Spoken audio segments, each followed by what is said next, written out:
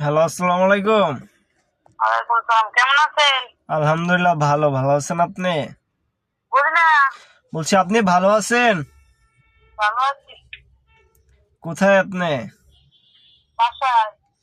আমি তো আপনার বাসার সামনে, কোনে? মৌচাক মার্কেটের সামনে। ভালো। মৌচাক মার্কেটে ওই যে আপনার ওই যে স্কুলের একটা মাঠ আছে না, ওই মাঠের ভিতরে বই আছে।